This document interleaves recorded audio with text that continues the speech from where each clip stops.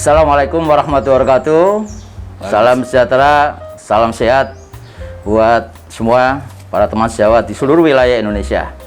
Pagi hari ini, di pagi yang cerah, saya bersilaturahmi dengan salah satu tokoh senior Dokter Indonesia, mantan Ketua Umum Pengurus Besar Ikatan Dokter Indonesia periode 1997-2000. Dalam satu rangkaian serial yang sebelumnya juga sudah dengan beberapa tokoh dengan judul Quo-Vadis Dokter Indonesia Menyerap Kebijaksanaan Menuju ID Reborn.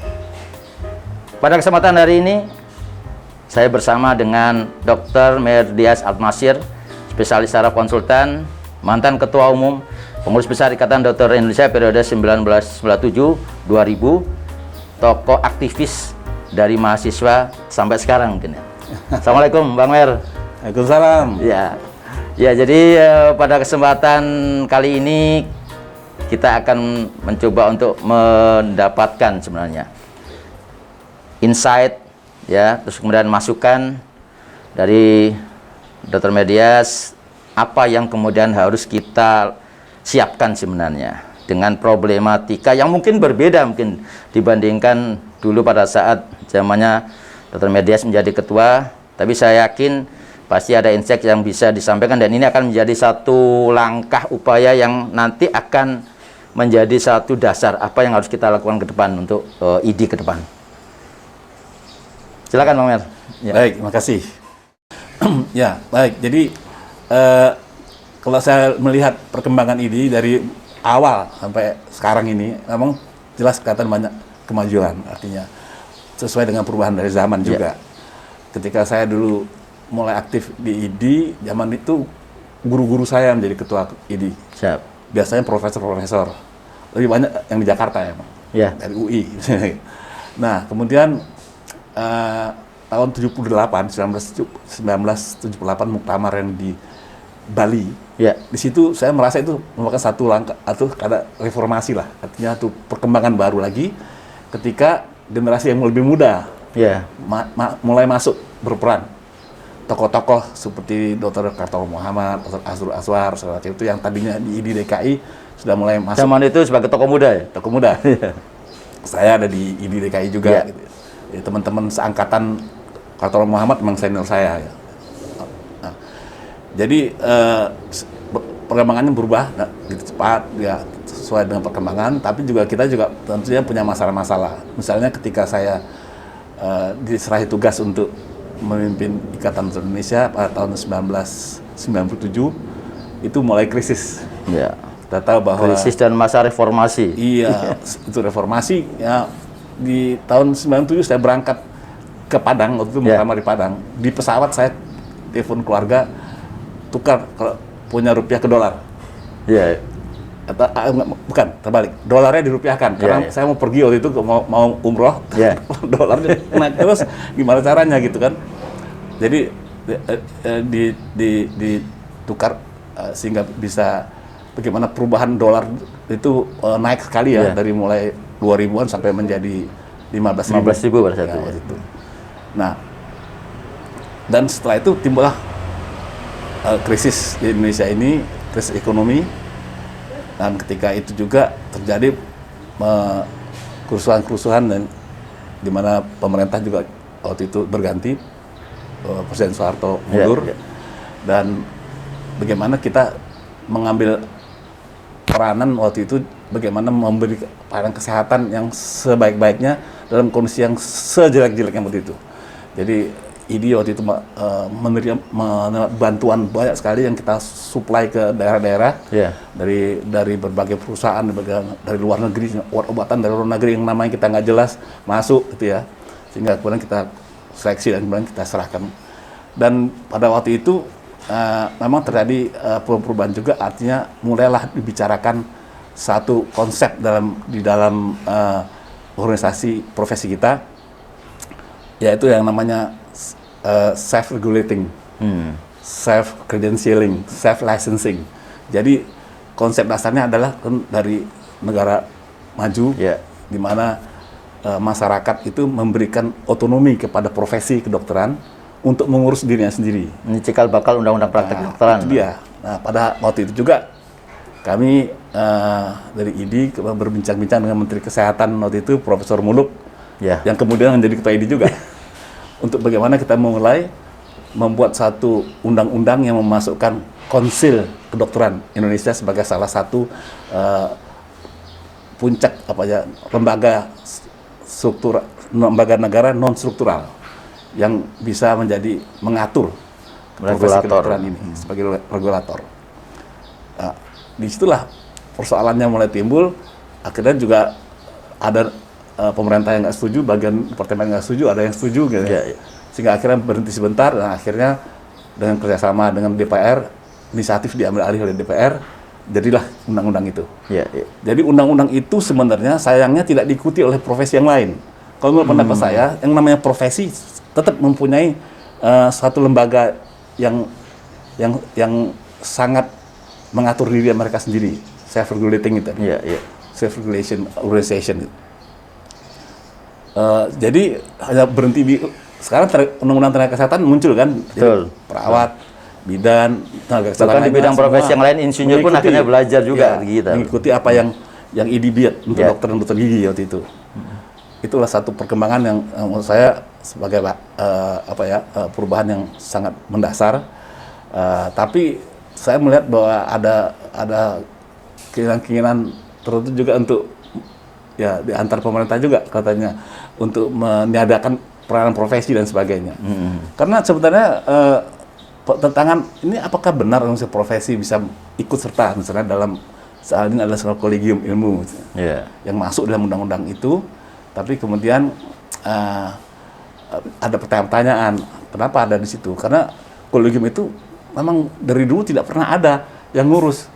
Masuk sendiri ke cabang-cabang ilmu kedokteran. Yang pertama bedah, kita ahli bedah misalnya. Akhirnya kami mengumpulkannya dan kemudian membuat satu peraturan di ID, disahkan dalam kongres muktamar berikutnya yang di Malang tahun 2000. Terbentuknya Majelis Kolegium Kedokteran Indonesia. Nah, disitulah mulainya ID itu secara resmi ikut serta di dalam proses pendidikan profesi terkait dengan. Dan ketua pertama MKKI kan Dr. Merdias ya?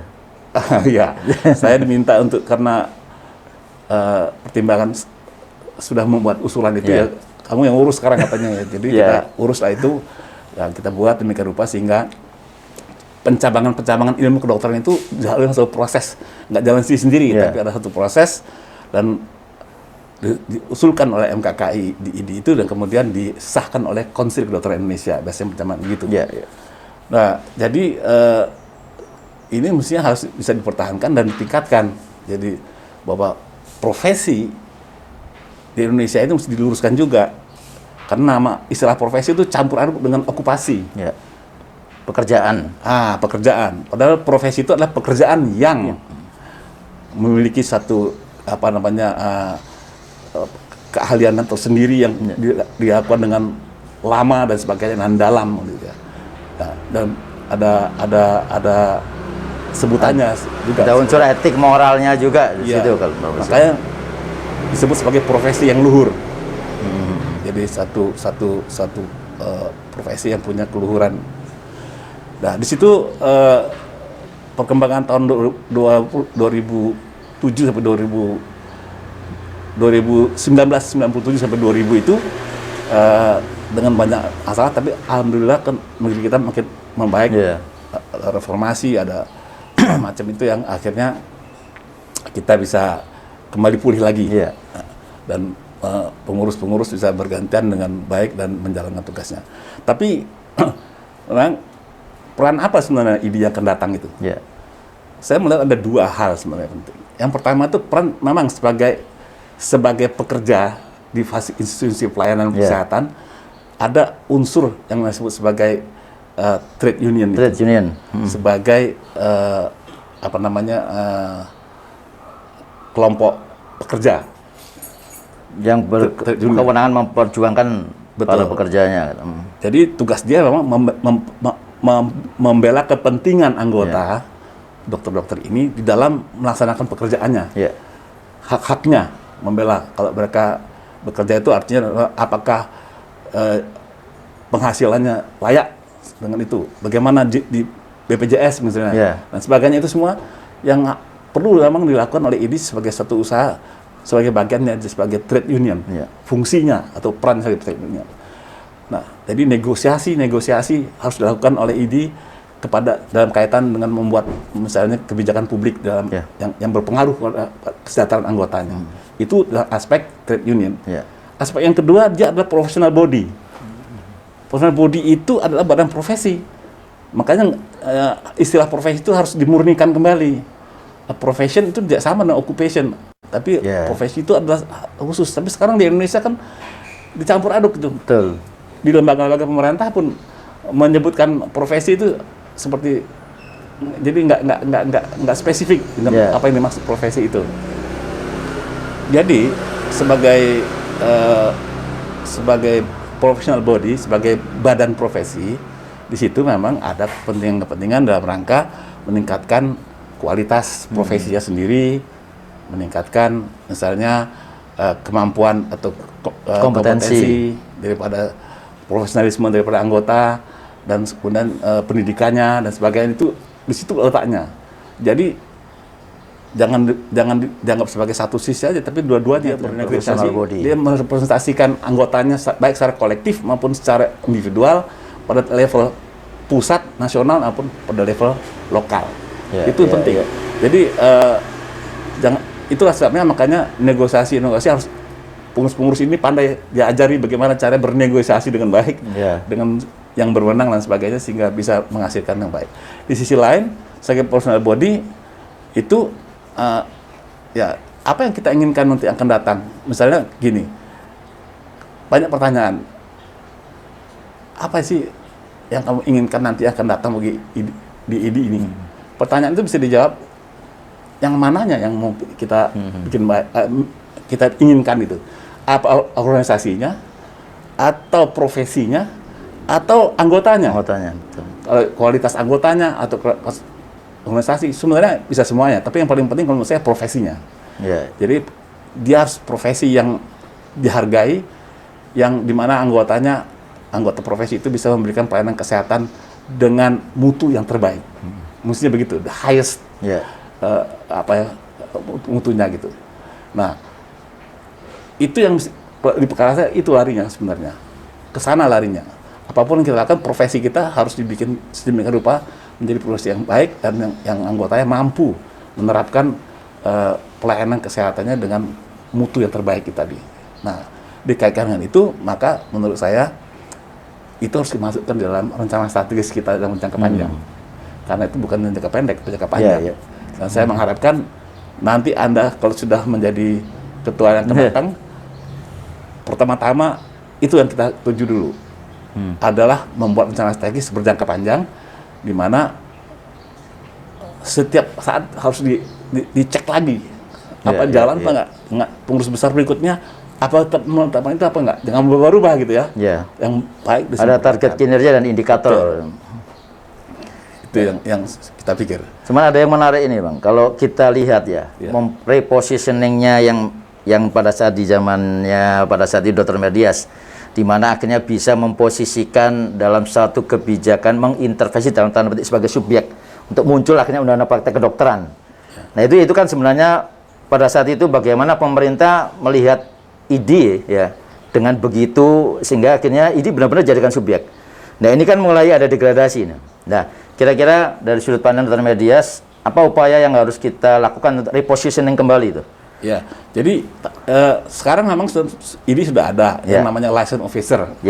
Walaupun saya nggak tahu statusnya seperti apa license officer, tapi kebijakan publik dikaitan dengan kesehatan sebagainya, pendidikan, kedokteran sebagainya itu diikuti oleh IDI kan begitu.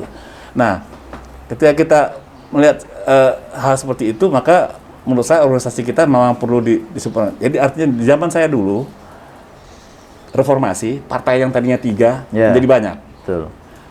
Dan di dalam partai-partai itu ada dokter gigi. Nah, saya secara bercanda, saya undang waktu kita mau sosialisasikan rancangan undang-undang partai kedokteran itu, saya secara berkelakar bilang, saya undang mereka waktu itu pertemuan di salah tempat di mana tuh, di Jakarta juga. Ya. Saya bilang, Bapak Ibu sekalian, Bapak Ibu itu adalah sebenarnya fraksi ID di DPR. Bercanda. Ada kaukus kesehatan kalau nggak salah, ada kaukus dokter. Gitu.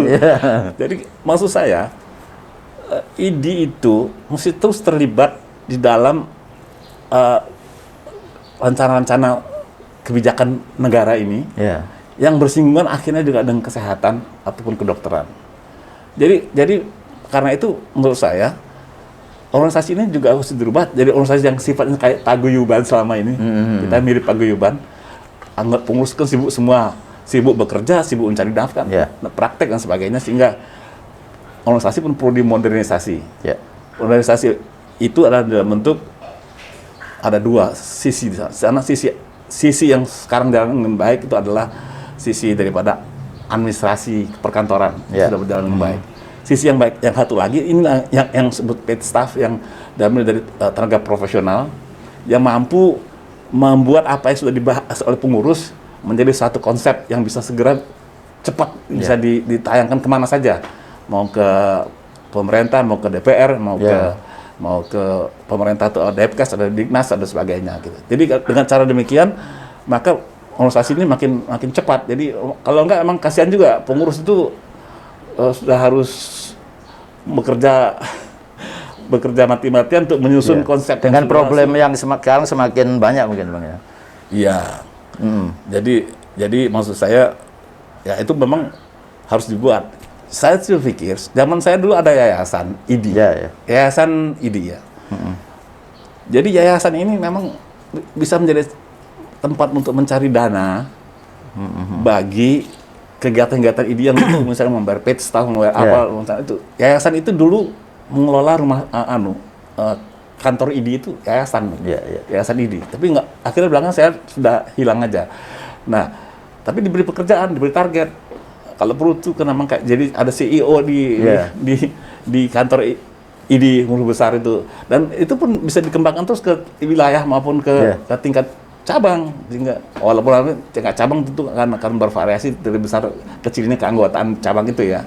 Tapi pusat itu menurut saya paling penting karena dia berkomunikasi dengan secara pimpinan nasional maupun internasional.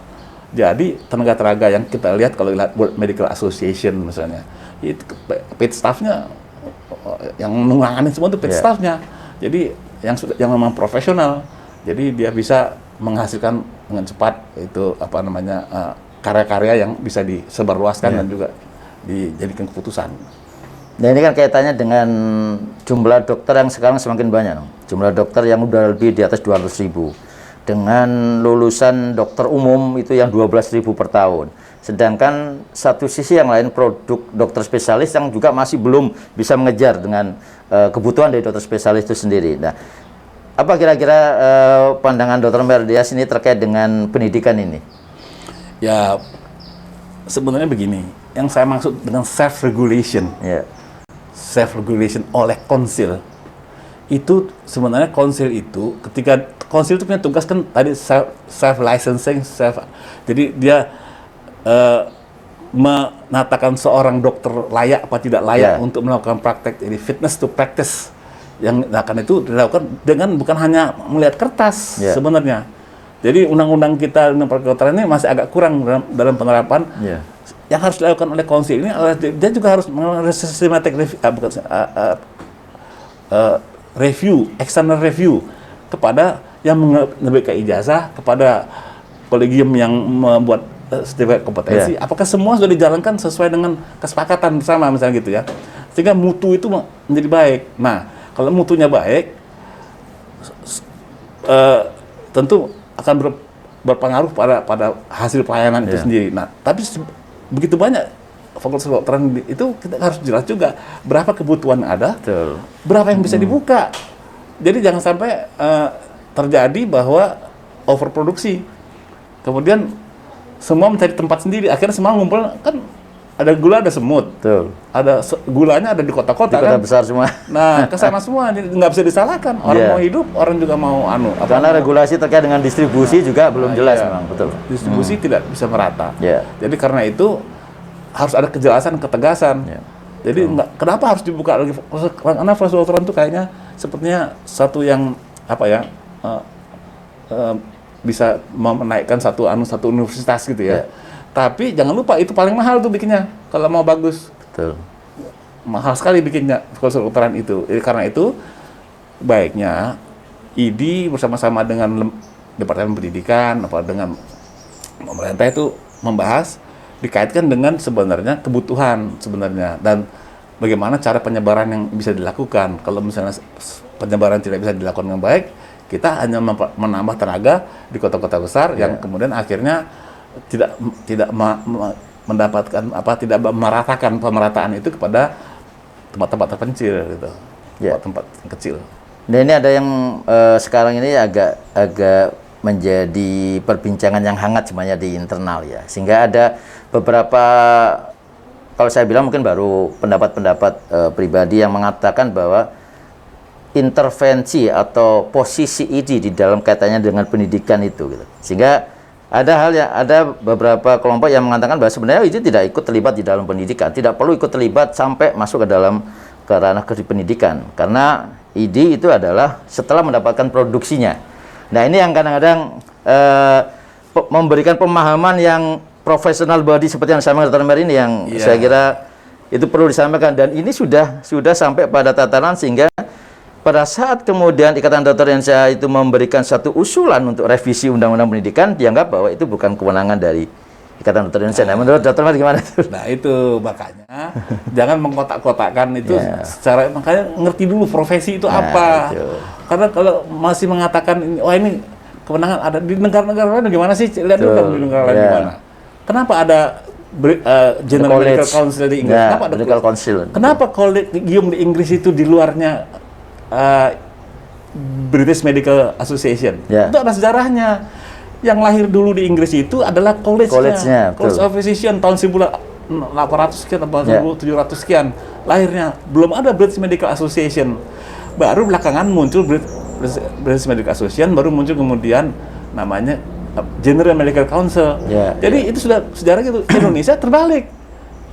Profesinya dulu. Profesinya, karena nggak ada yang bikin, maka profesi memerlukan profesi bikin.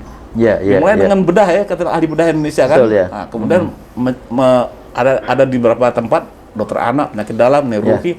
Kemudian saya waktu itu mikir, wah ini harus jelas ini statusnya, karena menguji dan mengeluarkan sertifikat itu nggak sembarangan itu.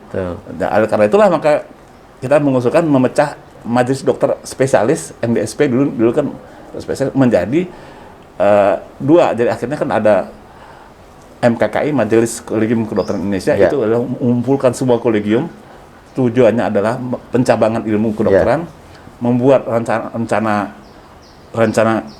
ilmunya, kemudian membuat usulan standar pendidikannya, kemudian melakukan juga uji kompetensi kerja bukan yang kemudian dipakai menjadi uji kompetensi lulusan juga untuk ijazah gitu ya.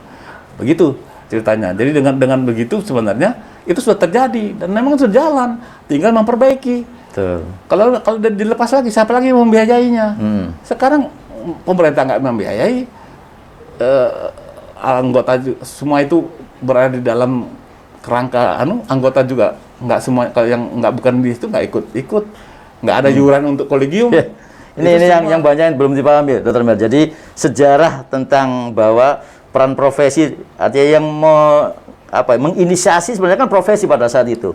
Kolegium itu profesi gitu loh. Tapi pada saat sekarang dianggap bahwa ini sekarang adalah semuanya menjadi satu kewenangan dari instansi tertentu, saya kira memang ya mau tidak mau kita harus kembali lagi bahwa ada sejarah yang memang profesi ikut terlibat. Kita bukan mengintervensi tapi dilibatkan kan gitu, Bang. Waktu Undang-Undang Praktek Kedokteran ada, itu kita disupport oleh Kementerian Kesehatan, disupport oleh Kementerian Pendidikan, betul. Nah, disupport oleh Kumham, Menteri Hukum.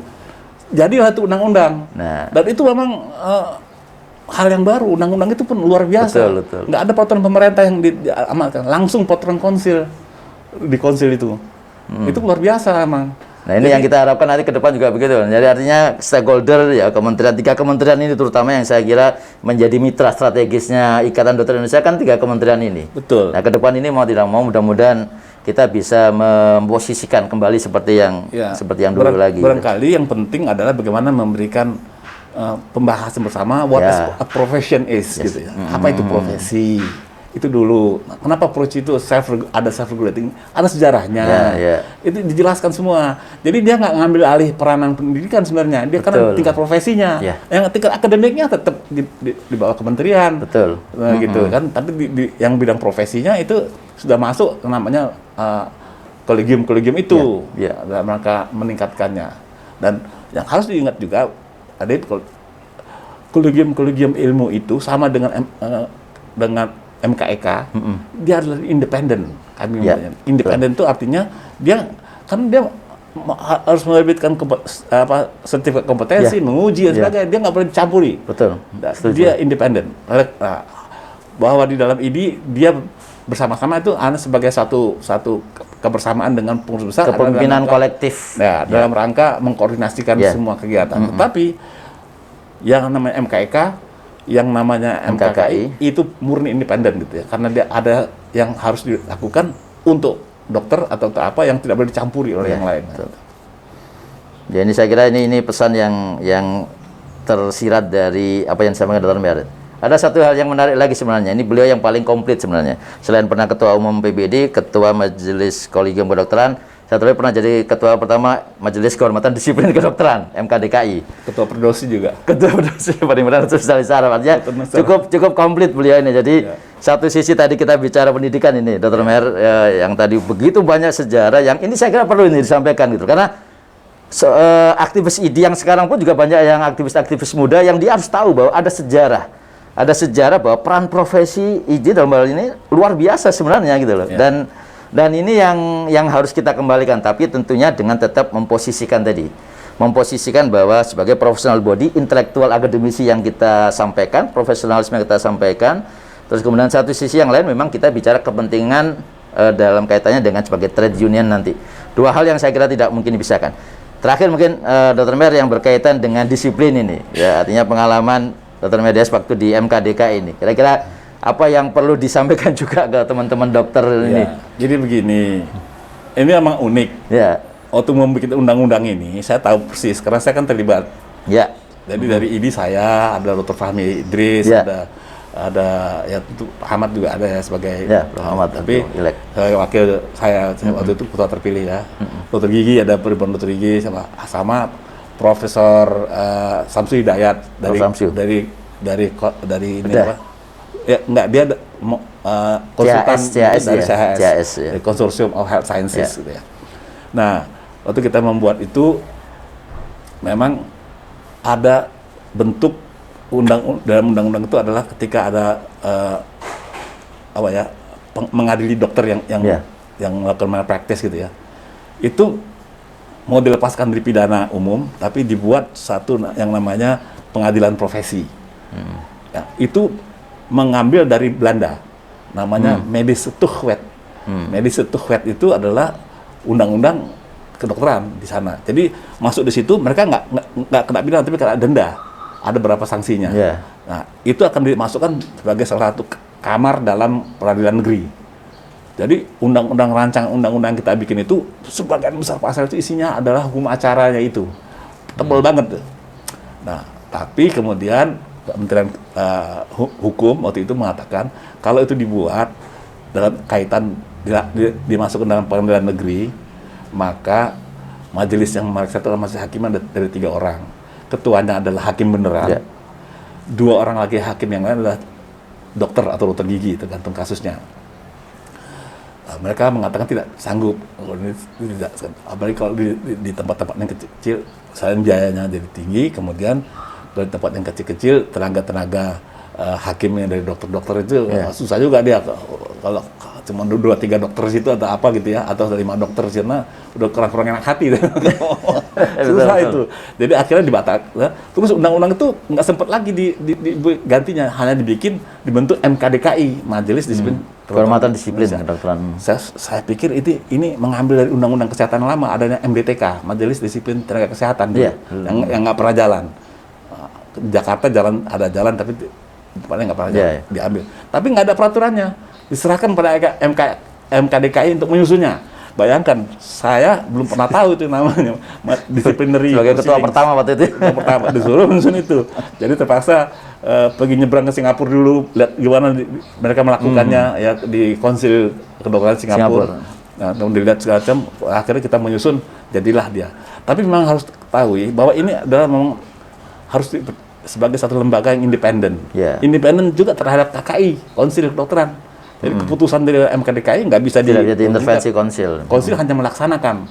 Nah, dengan profesi dan sebagainya, kita juga harus independen. Ya, kita tahu ya teman-teman kita, tapi masyarakat tidak akan percaya kalau misalnya kita nggak melakukan sesuai dengan apa yang memang harus diputuskan ya begitu ya.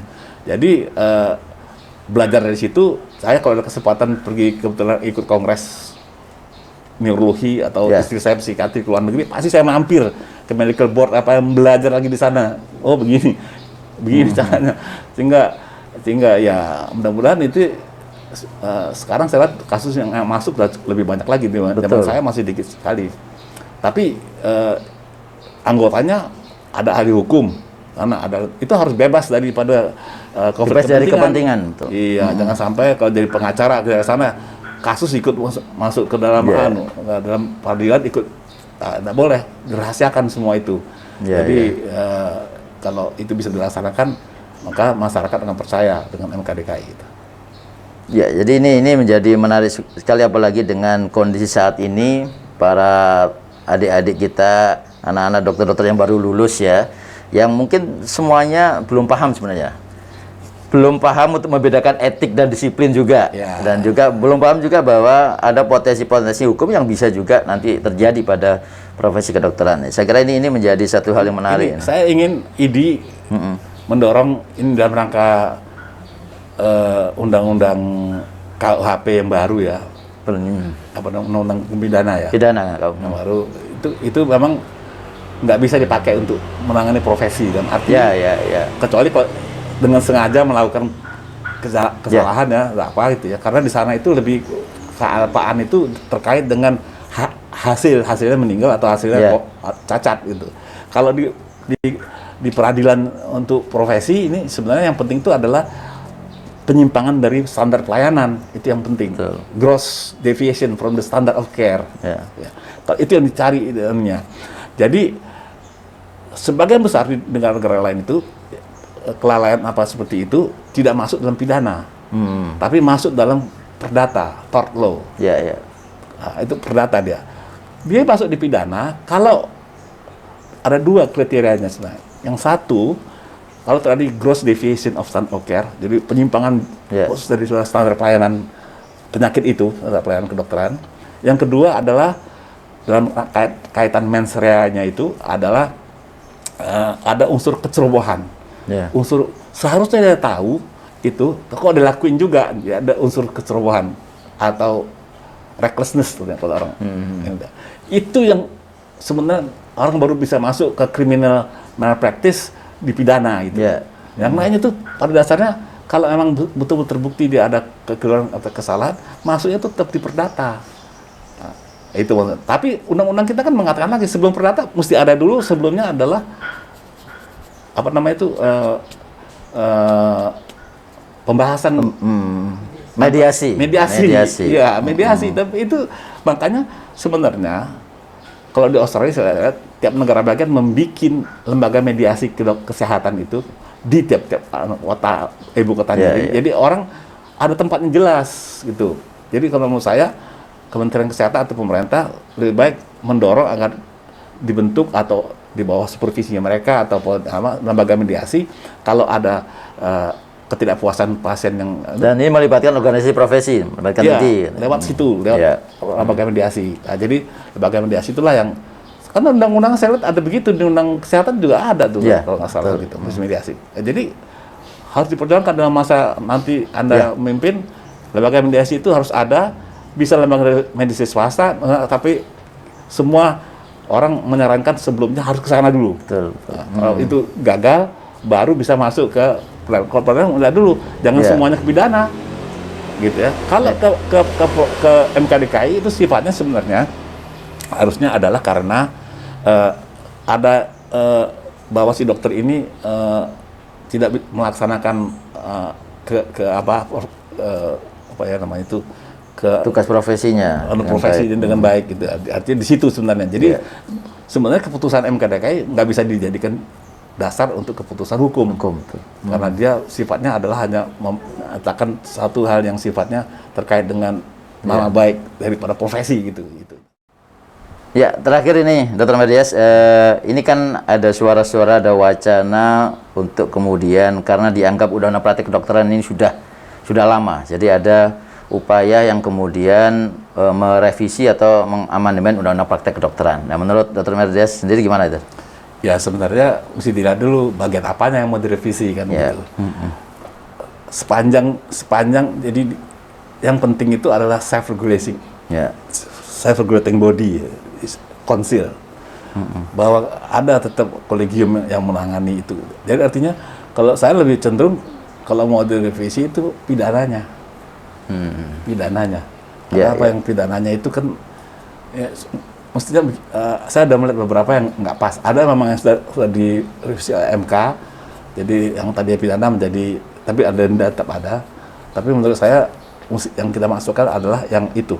Kalau pasal pidana itu yang tadi yang kaitannya